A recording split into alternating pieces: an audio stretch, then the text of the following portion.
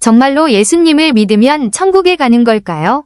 교회에 다니면서 예수님 믿으면 천국 간다는 것은 서울에서 멀리 떨어진 시골 사람이 정류장에 가서 차 타면 서울 가지요? 라고 묻는 것과 같습니다. 물론 차를 타야 서울로 갈 수 있습니다. 그런데 아무 차나 탄다고 서울로 가는 것은 아니듯이 교회에 다니며 예수님의 존재를 믿고 예배를 드린다고 천국에 가는 것은 아닙니다. 죄인은 하늘나라에 들어갈 수 없습니다. 예수님께서 우리 죄를 씻기 위해 십자가에 못 박혀 죽으셨기 때문에 예수님께서 십자가에 못 박혀 우리 죄를 사해 주신 사실, 우리를 의롭게 하셨다는 말씀을 믿어야 구원을 받고 천국에 갈 수 있습니다. 교회를 다니고 주일을 지키고 예배를 드리고 11조를 드리고 봉사를 해도 죄사함을 받고 의인으로 거듭나지 아니하면 천국에 들어갈 수 없습니다. 우선 예수님 믿으면 천국에 갈 수 있는지에 대한 질문은 잠시 묻어두시기로 하고, 이보다 예수님 오신 이유부터 다들 아시겠지만 한 번 더 이야기할까 합니다. 예수님이 오시기 전 구약시대에는 죄사함을 받기 위해선 구약시대 각종 제사들은 범죄한 인생이 하나님께 나아갈 수 있는 유일한 방법이었으며 하나님과 교제를 나누며 하나님께 감사와 영광을 돌릴 수 있는 거룩한 예법이었습니다. 그런 점에서 구약시대 제사는 신약시대의 예배와 같은 맥락에서 이해될 수 있습니다. 한편 구약시대 각종 제사를 통해 피 흘림이 없이는 죄사함이 없다는 진리를 배우게 됩니다.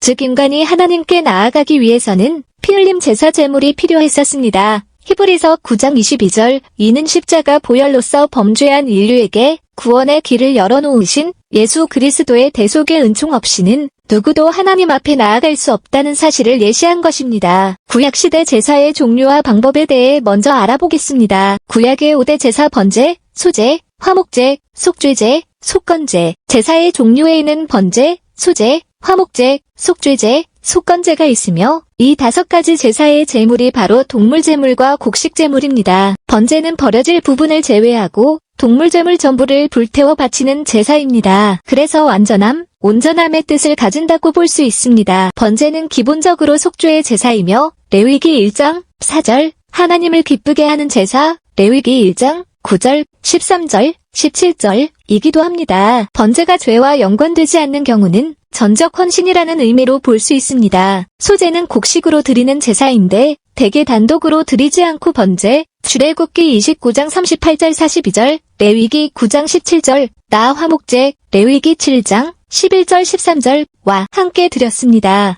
소제 역시 하나님의 기쁘시게 하는 제사입니다. 레위기 2장 2절 9절. 화목제는 하나님과 사람 사이의 평화를 얻도록 하는 제사입니다. 신약에서는 그리스도가 화목제물의 역할을 했다고 말합니다. 화목제물은 감사, 서원, 자원의 뜻으로 드리는 것으로 볼 수 있습니다. 속죄제는 사람들이 실수로 죄를 저질렀거나 모르고 죄를 저질렀을 때에 드리는 제사입니다. 사람들은 이 속죄제를 통해서 죄사함을 받게 됩니다. 속죄제에 쓰이는 제물은 기본적으로 동물이지만 극히 가난한 사람의 경우에는 곡식, 밀가루 10분의 1 에바를 드려도 되었습니다. 히브리서에는 그리스도가 이러한 속죄제물의 역할을 했다고 말합니다. 속건제는 속죄제와 비슷하게 죄를 용서받기 위해서 하는 제사인데 하나님께 제물을 바칠 때 성실하지 못해서 실수로 죄를 저지르는 경우, 이웃에게 죄를 지은 경우, 악성 피부병, 문둥병, 환자의 정결이식, 성적인 죄를 지은 경우 등에 드립니다. 또한 속건제는 배상의 의미도 들어있습니다. 속죄제는 개인이나 단체의 죄를 위한 제사인데 속건제는 개인적인 죄에 대한 제사입니다. 그리고 속죄제와 속건제 모두 죄를 자복하고 회개하는 것이 선행되어야 했습니다. 교회에서나 전도할 때 예수님 믿으면 천국 갈 수 있습니다. 예수님 믿고 천국 갑시다.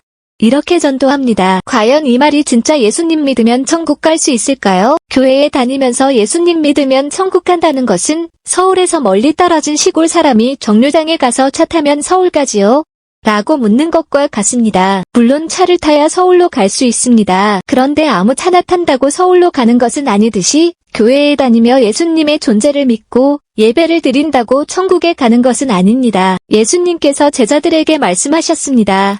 내가 진실로 너희에게 말하노니 부자는 천국에 들어가기가 어려우니라. 내가 다시 너희에게 말하노니 낙타가 바늘귀로 들어가는 것이 부자가 하나님의 천국에 들어가는 것보다 쉬우니라 하시니라. 제자들이 듣고 크게 놀라 이르되 그러면 누가 구원을 얻을 수 있으리이까 하거늘 예수님께서 그들을 보시며 말씀하여 이르시되 사람으로는 할 수 없는 일이나 하나님으로서는 다 하실 수 있느니라. 부유한 젊은 관원은 많은 진리를 알고 있었으며 젊었을 때부터 계명을 지켰습니다.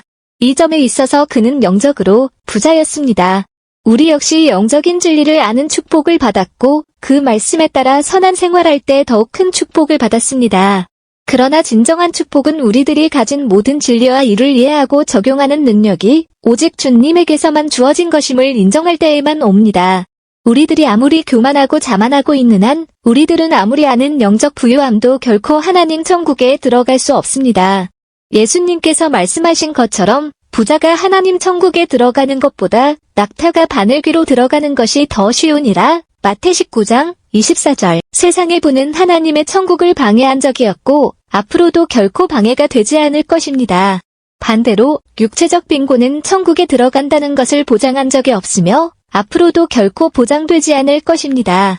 그러나 지적인 교만과 오만한 자신감은 분명히 우리를 천국에 이르지 못하게 할 것이며 반면에 진정한 겸손과 통회하는 마음과 하나님에 대한 신뢰는 반드시 천국의 문을 열 것입니다. 궁극적으로 우리들의 모든 지식은 우리들의 성취와 성공과 함께 그것이 모두 주님으로부터 온 것임을 인정하지 않으면 쓸모가 없습니다. 이것이 바로 예수님께서 약대가 바늘귀로 들어가는 것이 부자가 하나님의 나라에 들어가는 것보다 쉬우니라 라고 말씀하신 의미입니다. 제자들은 이 말을 듣고 심히 놀라하며 그러면 누가 구원을 얻을 수 있겠습니까? 라고 질문을 합니다. 제자들은 개인적인 공로를 넘어서는 생각을 해본 적이 없기 때문에 놀랐습니다.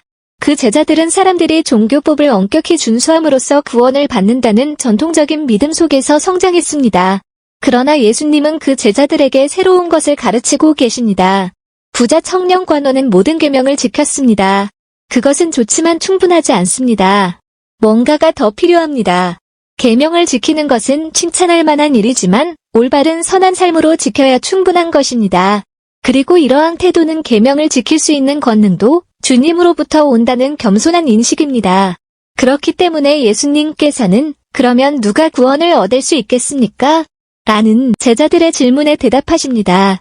사람으로는 할 수 없으나 하나님으로서는 다 하실 수 있느니라. 우리들은 천국에 들어가기 위해 일생을 신앙생활하면서 살아왔는데 예수님이 부자는 천국에 들어가기가 어려우니라 라는 말씀에 제자들이 듣고 놀란 것처럼 우리들에게도 마찬가지입니다. 제자들이 예수님께 질문을 했듯이 누가 구원을 받을 수 있습니까? 우리들도 반문할 수밖에 없지만 성경 말씀에서 이 해답을 찾을 수 있습니다. 성경은 하나님이 우리들을 거듭나게 하셔서 천국에 적합하게 만드신다고 알려주고 있습니다. 우리 모든 사람은 하나님께서 우리들을 구원하시고 천국을 사랑으로 다스리신다는 확신을 가지고 있어야 합니다. 그리고 우리들은 예수님의 가르침과 그 규정을 믿고 그에 따라 선한 생활하는 사람들에게 영생을 주시기 위해 세상에 오셨다는 믿음을 가지고 생활해야 합니다. 하나님만이 우리의 도움 없이 순수한 자비로 일을 하십니다.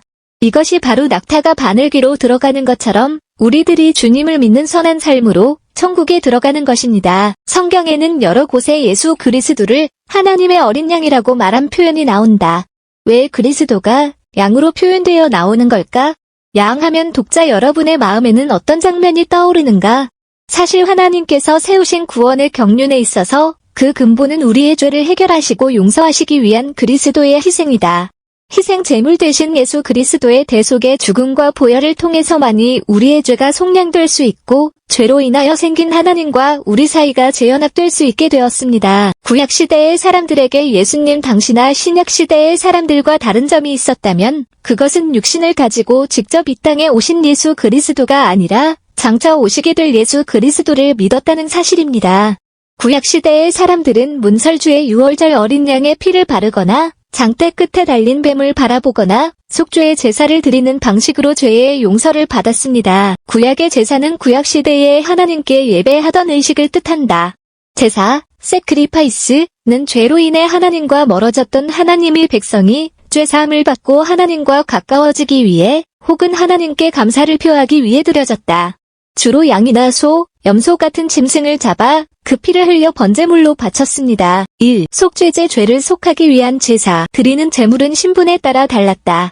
제사장이나 백성은 수송아지, 족장은 수염소, 평민은 암염소 혹은 어린 암양을 드렸다. 2. 번제 동물 가죽을 제외하고 모든 부위를 태워서 드리는 제사. 제물은 생활형편에 따라 수송아지, 순양, 순염소, 산비둘기, 집비둘기 새끼 등으로 나뉜다. 3. 소재 곡물을 이용한 피 없는 제사. 고운가루, 기름, 유향, 소금을 있는 그대로 혹은 요리를 해서 드렸다.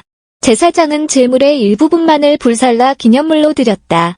항상 번제 혹은 화목제와 더불어 지냈다. 4. 화목제 하나님과 사람 사이의 화평을 위한 제사. 하나님의 은혜에 감사하는 경우나 서원하는 경우에 드렸다. 소, 양, 염소들을 사용하되 암수 모두 가능했다. 5. 속건제 하나님의 성물을 범하거나 계명을 어겼을 때 또는 이웃에게 손해를 끼쳤을 때 드리는 제사. 성물과 이웃에 대한 보상은 본래 금액의 5분의 1을 더해 갚아야 했다. 제물은 오직 순양으로만 드렸다. 구약시대 각종 제사들은 범죄한 인생이 하나님께 나아갈 수 있는 유일한 방법이었으며 하나님과 교제를 나누며 하나님께 감사와 영광을 돌릴 수 있는 거룩한 예법이었습니다. 그런 점에서 구약시대 제사는 신약시대의 예배와 같은 맥락에서 이해될 수 있습니다. 한편 구약시대 각종 제사를 통해 피 흘림이 없이는 죄사함이 없다는 진리를 배우게 되었고, 즉 인간이 하나님께 나아가기 위해서는 피 흘림 제사 제물이 필요했습니다. 마침표이는 십자가 보혈로서 범죄한 인류에게 구원의 길을 열어놓으신 예수 그리스도의 대속의 은총 없이는 누구도 하나님 앞에 나아갈 수 없다는 사실을 예시합니다. 그러므로 예수님의 보혈은 우리가 하나님께 나아가 예배 즉 구약 제사를 지낼 수 있게 해주는 것입니다. 만약 우리가 예수님이 오시지 않았으면 교회에서 예배를 드리려면 대속제물이 필요하다는 뜻입니다. 여기서 예수님 믿으면 천국 갈 수 있다는 이야기는 틀린 이야기입니다. 예수님은 우리가 하나님께 나갈 수 있게 해주는 역할만 해주신 것입니다. 즉 구약시대 제사를 지낼 때 제물인 것입니다. 우리가 예수님만 믿으면 하나님께 죄사함을 위한 제사의 대속제물이 필요 없이 하나님께 죄사함의 기도를 드릴 수 있게 된 것입니다. 매일 죄를 짓고 기도하고 죄를 짓고 기도하고 반복된 생활을 하면서 천국 갈 수는 없는 거겠죠. 1. 하나님께서 우리에게 베풀어 주신 은혜를 세상에서 살아가면서 똑같이 베풀면서 살아야 한다. 여기서 가진 것이 없는데 베풀어라는 이야기가 아닙니다. 2. 오직 하나님 안에서 생각을 해야 한다. 인간에게 속상하고 배신, 사기, 욕먹고 손해도 보고 하지만 아닌 것을 참으라는 이야기는 아닙니다. 아닌 건 아니라고 하지만 세상 사람들과 똑같이 욕하고 배신하고 폭력 행사 이런 것이 아니라 그렇게 되는 상황이 왔다는 것은 자기 자신에게도 문제가 있다는 것입니다. 그런 상황이 오면 손해를 본다 생각하고 하나님께 기도하고 마음을 온화한 마음을 가지는 것이 중요합니다. 죄를 짓지 말아야 합니다. 3. 십계명 지키는 것을 노력을 해야 합니다. 십계명은 하나님이 주신 계명입니다. 어떤 분이 교회에서 십계명을 지켜야 한다고 이야기하니 율법주의자라고 했다고 합니다. 십계명은 율법이 아닙니다. 하나님이 주신 꼭 지켜야 할 계명이자 명령입니다. 4. 우리가 손해를 봤다고 아까운 마음은 들겠지만 언젠가는 하나님께서 채워주실 겁니다. 5. 거듭나야 천국에 갈 수 있습니다. 옛것을 버리고 새로운 마음을 가져야 합니다. 어떤 사람은 거듭나야 한다 하니 엄마 뱃속에 들어가 새로 태어나야 하냐면서 질문을 하는 분도 계십니다. 맞습니다. 새로 태어나야 합니다. 하나님 생각에 맞게 새로 태어나는 것입니다. 예수님 믿으면 천국 간다고 하는 이야기는 잘못된 속설입니다. 한평생 세상에서 살아가다가 임종식 교회 목사님이 오셔서 예수님 영접하시겠습니까? 질문에 영접하겠습니다. 하고 임종하면 천국 갈 수 있다고 하는 이야기도 잘못된 것입니다. 그중 신앙생활 하지 않고 좋은 일 하고 마음씨가 좋고 하나님 믿었으면 그 누구보다 잘 믿을 수 있는 사람이 있다고 합니다. 이런 사람들은 지옥 중에서 고통이 없는 지옥으로 간다고 합니다. 교회를 나가고 집사가 되고 장로가 되고 목사가 되어도 죄사함을 받고 의인으로 거듭나지 아니하면 하늘나라에 갈 수 없습니다.